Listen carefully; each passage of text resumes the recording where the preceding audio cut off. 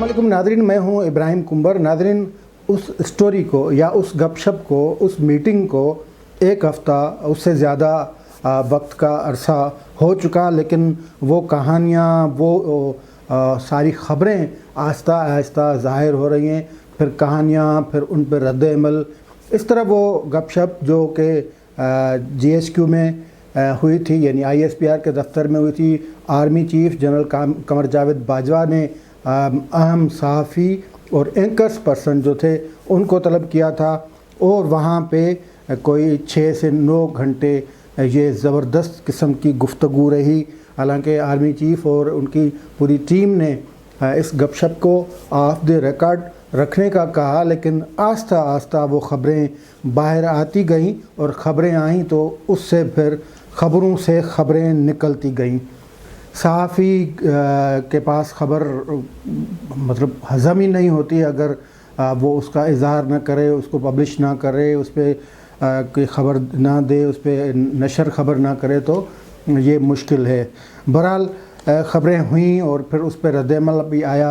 इसहाक़ डार का रद्द-ए-अमल भरपूर आया, जिस पे हमने प्रोग्राम भी किया। लेकिन इस हवाले से जो ख़बरें आई हैं, या जो जावेद चौधरी ने जो आर्टिकल लिखा, उस आर्टिकल में मुस्लिम लीग नवाज़ के और भी कई नाम शामिल हैं, जो बकौल जावेद चौधरी के वो आर्मी चीफ़ ने वो नाम बताए थे। इसमें हैरान कुन भी बात है कि वो मुस्लिम लीग नवाज़ के कई जो ओहदेदार थे उनके नाम बताए गए, लेकिन बिलावल भुट्टो जरदारी के हवाले से कोई ख़बर नहीं आई, उनका नाम नहीं लिया गया। आसिफ अली जरदारी पे कोई तबसरा नहीं हुआ, मौलाना फजल रहमान पे कोई तबसरा नहीं हुआ। ये सब बातें उस मीटिंग में हुई। इसहाक़ डार का नाम लिया गया, और जो कुछ कहा गया इसहाक़ डार ने उसका एक एक बात का तलत हुसैन के प्रोग्राम में जवाब दे दिया। लेकिन बहुत बड़ा इल्ज़ाम मियाँ नवाज़ शरीफ पे लगा है, और नवाज़ शरीफ पे कौन सा इल्ज़ाम लगा है वो भी बताएंगे। लेकिन उससे पहले आपको ये बताएं कि मियाँ नवाज़ शरीफ के साथ इस मीटिंग में मुस्लिम लीग नवाज़ के बाकी रहनुमाओं के नाम भी मतलब गौर आए, उन पे उनका ज़िक्र उनका हुआ। उनमें जैसा कि इसहाक़ डार का हमने नाम बता दिया, शाहिद खाका नवासी, राना सनावला, और उसके अलावा अयाज सादिक, फिर इवन मोहसन दावड़ की भी बात आई, वो भी उस आर्टिकल में उसका ज़िक्र है। लेकिन फिर ये बात मैं कहूँगा कि इस सारे फसाने में मौलाना फजल रहमान, बिलावल भुट्टो जरदारी, आसिफ अली जरदारी, इनका नाम कहीं पे शामिल नहीं था। क्यों नहीं था ये मुझे इल्म नहीं। ना मेरी डायरेक्ट उन दोस्तों से मुलाकात हुई जिनसे जो इस मीटिंग में शामिल थे, या जिनसे आर्मी चीफ साहब ने बाकायदा तौर पे बात की।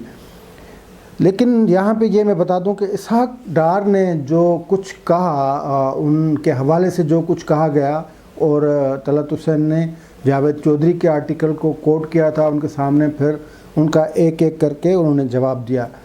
लेकिन मियाँ नवाज़ शरीफ अब तक खामोश हैं। उसी आर्टिकल में मियाँ नवाज़ शरीफ के हवाले से 2-3 बातें जो हैं वो कही गई हैं, और वो बड़ी बातें हैं। वो कुछ हैरान कुन भी हैं, और कुछ उससे ज़्यादा बड़ी बात है। लेकिन उस पर ना मियाँ नवाज़ शरीफ का तबसरा आया है, ना उनके तरदीद आई है, ना मरीम नवाज़ उस पर कोई बात कर रही हैं। तो फिर ये भी मतलब शक होता है, ये भी अनुमान होता है कि कहीं फिर से वो उनका ट्विटर जो है वो इस हवाले से, इस साइड से, यानी पिंडी वाली साइड कोई उनके सिग्नल बंद हो गए, या फिर दोबारा वो कोई ऐसी उस पर ये क्या होती है, हाइबरनेशन में तो नहीं चले गए कि इनके हवाले से कोई बात नहीं करना। बहरहाल उनका, हालांकि उन पे बड़े इल्ज़ाम लगे हैं। मियाँ नवाज़ शरीफ के हवाले से सबसे बड़ा जो इल्ज़ाम लगा, जो हैरान कुन इल्ज़ाम है, और वो हैरान कुन क्यों है वो भी हम आपको बताएंगे। एक तो उनके हवाले से ये कहा गया है कि ताहिरुल कादरी का तोड़ ढूंढने के लिए, यानी उनको तोड़ने के लिए, उनको कमज़ोर करने के लिए मियाँ नवाज़ शरीफ ने तहरीक लब्बैक पाकिस्तान को बनाया। अब मियाँ नवाज़ शरीफ के साथ जो तहरीक लब्बैक पाकिस्तान ने किया, और वो सब ने देखा جب یہ چیز دیکھتے ہیں تو اس چیز پہ کوئی اعتبار نہیں کرتا، لیکن جاوید چودھری نے لکھا ہے اور اسے بتایا گیا ہے، یہ آرمی چیف صاحب نے یہ بتایا، تو وہ جھوٹ تو نہیں بولیں گے، لیکن پھر اس سوال سے کئی سوال نکلتے ہیں، اس کا جواب میاں نواز شریف نے کیوں نہیں دیا، یہ بہت پریشان کن ہے۔ اور یہ کہا گیا کہ ٹی ایل پی نے جو نومبر 2017 میں فیض آباد کے مقام پہ دھرنا دیا تھا، ہم اس دھرنے کے شاہد بھی ہیں، اس دھرنے کو کس طریقے سے ہینڈل کیا گیا، کس طریقے سے ٹریٹ کیا گیا، کس طریقے سے فیسیلیٹیٹ کیا گیا، اس کے بھی شاہد ہیں۔ تو اس میں یہ بتایا گیا ہے کہ 2017 میں جو دھرنا دیا تھا اور رانا ثناءاللہ کے اشارے پر وہ ٹی ایل پی والے لاہور سے اسلام آباد آئے تھے، مطلب اس جگہ پہ آ کے بیٹھے تھے۔ تو یہ کیا ہوا، اس کا مقصد یہ ہے کہ رانا ثناءاللہ ان کو استعمال کر رہا تھا، بنایا میاں نواز شریف نے تھا ٹی ایل پی کو، یعنی وہ جو بابا جی تھے لنگڑے کرسی پہ جو چلتے تھے، خادم رضوی، تو ان کو بنایا نواز شریف نے، وہ لایا رانا ثناءاللہ، یعنی دوسرے رہنما پہ یہ الزام لگا۔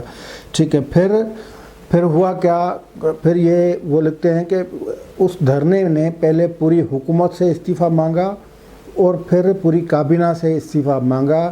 اس کے بعد اس وقت شاہد خاقان عباسی جو تھے وہ پرائم منسٹر تھے، تو یہ کہا گیا ہے کہ پھر ہمیں شاہد خاقان عباسی نے ہمیں کہا کہ پولیس جو ہے وہ حکومت کی بات نہیں مان رہی۔ اب یہ بہرحال یہ تضاد والی بات مجھے لگ رہی ہے، میں کہوں گا کچھ نہیں، اور کوئی ففتھ وار جنریشن وار اس کا بھی میں اپنے خود پہ الزام نہیں لگوانا چاہتا۔ تو یہ کہہ رہے ہیں کہ پولیس، شاہد خاقان عباسی کہہ رہے ہیں ان کو، یہ اس میں لکھا ہوا کہ پولیس ہماری بات نہیں مان رہی تو فوج ان سے ڈیل کر لے، یعنی ٹی ایل پی والوں سے فوج ڈیل کر لے۔ تو اسٹیبلشمنٹ نے کہا کہ آپ نے جو ماڈل ٹاؤن کا جو سانحہ ہوا تھا اس میں پولیس کو ایسے ہی اکیلا چھوڑ دیا تھا، پولیس کا مورل ڈاؤن ہے، اس لیے پولیس آپ کی بات نہیں مان رہی تھی، یعنی شاہد خاقان عباسی یہ کہہ رہے تھے کہ پولیس یہ کام نہیں کر رہی تو آپ ڈیل کر رہے ہیں، تو انہوں نے جواب دیا کہ پولیس آپ کا کام اس لیے نہیں کر رہی کہ آپ نے ماڈل ٹاؤن میں جو کیا اس کی وجہ سے پولیس کا مورل ڈاؤن ہے، ان کو آپ نے اکیلا چھوڑ دیا۔ لیکن یعنی جو ماڈل ٹاؤن میں پھر طاہر القادری کا جو بیان تھا، وہ بیان پھر کچھ قدر اس سے ملتا جلتا بیان ہے۔ اب قادری کو توڑنے کے لیے یہ بنایا گیا، یہ بات مجھے سمجھ میں بہرحال نہیں آئی۔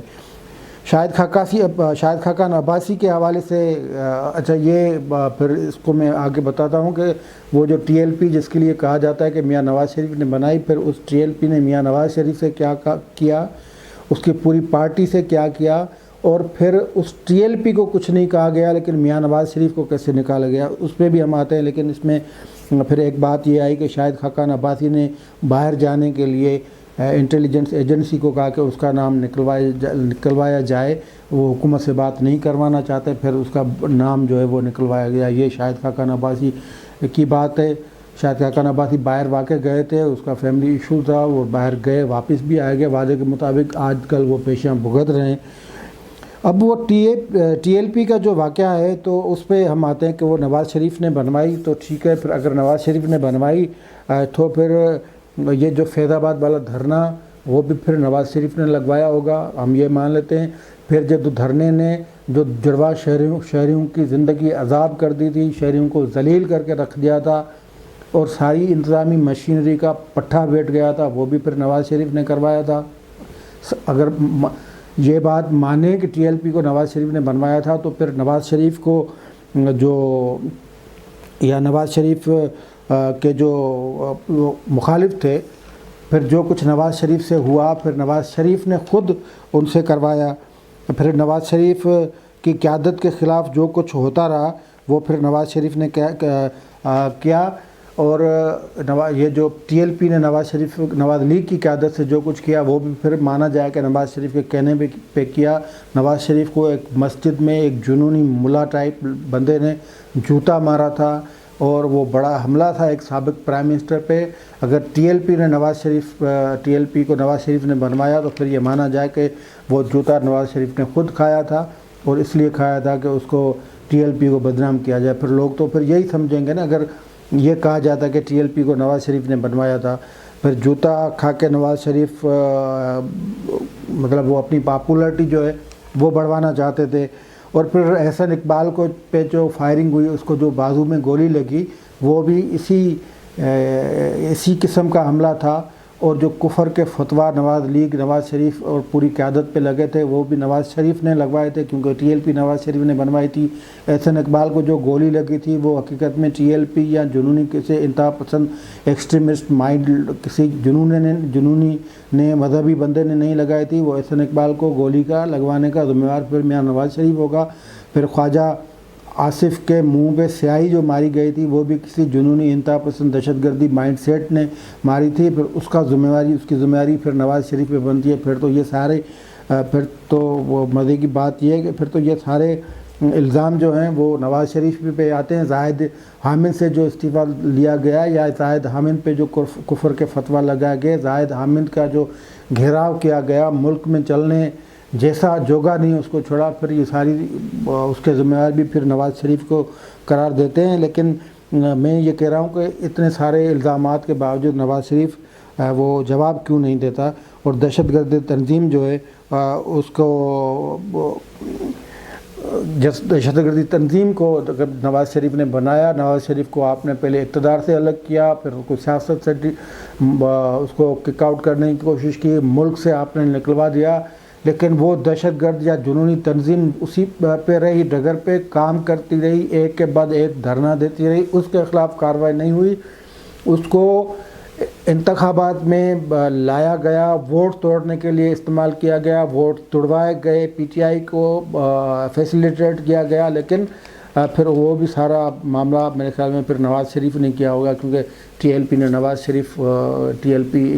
شریف بنا سکتا ہے، تو پھر ووٹ توڑنے کے لیے وہ استعمال بھی کر سکتا ہے. اس طرح جو دہشت گردی کا اگر نواز شریف پہ اتنے مقدمے بن گئے، تو پھر یہ بھی بننا چاہیے کہ انہوں نے ایک دہشت گردی اور ایکسٹریمسٹ مائنڈ تنظیم بنوائی تھی، پھر نواز شریف پہ ایک دہشت گردی کا بھی مقدمہ بننا چاہیے تھا. اس کا وہ اگر ان کو آپ یہ جو کہا جا رہا ہے، جاوید چودھری کسی کی معرفت کہہ رہے ہیں کہ انہوں نے بنائی تھی، اور نواز شریف کو جب یہ آؤٹ کر دیا، کک آؤٹ کیا گیا، لیکن اس تنظیم کو کچھ نہیں کیا گیا، اس کا بھی حساب دینا چاہیے. اور اب بڑی بات جو ہے اس تنظیم کی یا ٹی ایل پی کو، وہ فیض آباد دھرنا ہے. وہ دھرنے کے بعد جو سپریم کورٹ میں کیس چلا تھا، پھر سپریم کورٹ نے جو فیصلہ دیا تھا اس پہ عمل درآمد کیوں نہیں ہوا؟ اس پہ عمل کرنے کے بجائے جو فیصلہ لکھنے والے جج تھے، ان کو 2.25 سال آپ نے بے توقیر کیا، ان کی فیملی کی عزت کو اچھالا، ان کو پیشیاں بھگتائیں. اس نے ابھی جان کے وہ کیس سے جان چھڑوائی ہے، لیکن وہ فیصلہ اب بھی فیلڈ میں، اب بھی اسی فیصلے پہ عمل درآمد نہیں ہوا. ٹی ایل پی کو تو نواز شریف نے بنوایا، لیکن سپریم کورٹ نے جو فیصلہ دیا تھا اس پہ عمل درآمد کیوں نہیں ہوا؟ اور ٹی ایل پی کو اگر نواز شریف نے بنوایا تو ایک بات یہ بھی ذہن میں رکھنی چاہیے کہ پھر القاعدہ اس کے بانی بھی نواز شریف ہیں، مجاہدین کے بانی بھی نواز شریف ہیں، پھر داعش کے بانی بھی نواز شریف ہیں، پھر طالبان کے بانی بھی نواز شریف ہیں. اور اسامہ بن لادن کو جو ایبٹ آباد میں پتہ نہیں کتنے سالوں سے جو بھی اس کی مانیٹرنگ کر رہا تھا یا جس نے بھی انہیں رہائش فراہم کی تھی، وہ بھی کوئی اور نہیں ہوگا، نواز شریف ہوگا. لیکن میں حیران ہوں کہ نواز شریف نے ابھی تک ان تمام الزامات، جو جاوید چودھری نے، میں کسی اور کا نام نہیں لے رہا ہوں، لیکن جو جاوید چودھری نے الزامات لگائے ہیں کسی کے حوالے سے، ان کا ابھی تک جواب کیوں نہیں آیا؟ آج کے لیے اتنا ہی، دیجیے اجازت. اللہ حافظ.